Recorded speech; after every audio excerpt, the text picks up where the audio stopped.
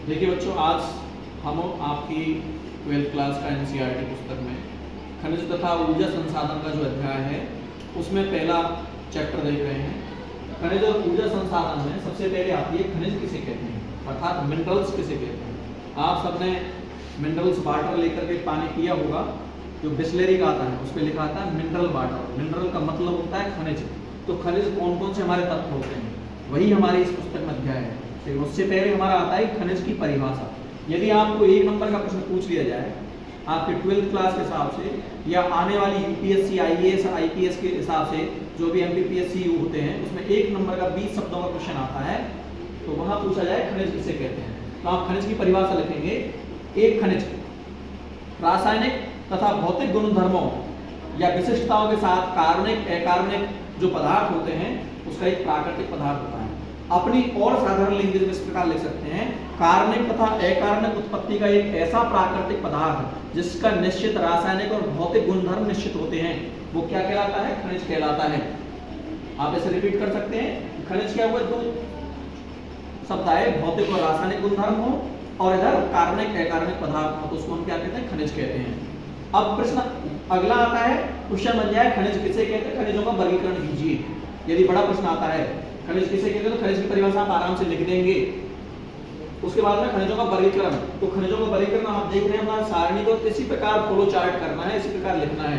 खनिजों का वर्गीकरण पहला है खनिजों का वर्गीकरण धात्विक खनिज और दूसरा है अधात्विक खनिज। अर्थात खनिजों का वर्गीकरण कितने भागों में बांटा? 2 भागों में। खनिज का वर्गीकरण हमने 2 भागों में बांटा, पहला है धात्विक और दूसरा है अधात्विक। इसी प्रकार धात्विक खनिज के भी 2 उप प्रकार हैं। खनिज के भी 2 उप प्रकार हैं। पहला है हमारा लौह खनिज, जिसके उदाहरण हैं लोहा और मैग्नीज। इसी प्रकार धात्विक खनिज के 2 प्रकारों में से पहला है लौह पड़ा और दूसरा देख रहे हैं अलोह। दूसरा प्रकार इसका उप प्रकार है अलोह। अलोह के 2 उदाहरण तांबा और बॉक्साइट।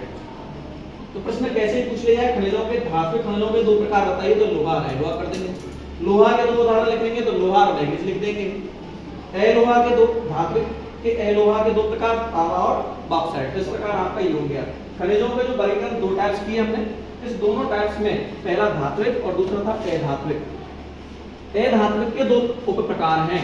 पहला है ईंधन खनिज और दूसरा है अन्य अधात्विक खनिज। ईंधन खनिज जिनसे ईंधन ऊर्जा उत्पन्न होती है, कोयला, पेट्रोलियम, गैस, यूरेनियम, ये हमारे सभी क्या हैं? ईंधन के खनिज हैं। दूसरा है अन्य अधात्विक खनिज। अन्य अधात्विक खनिज में जैसे चूना पत्थर, लाइमस्टोन जिसको बोलते हैं, इसके बाद हम माइका जिसको अभ्रक बोलते हैं, या ग्रेफाइट है, ये सब के सब हमारे अन्य अधात्विक खनिज हैं। तो आज हमने देखा 2 चीज पढ़ी।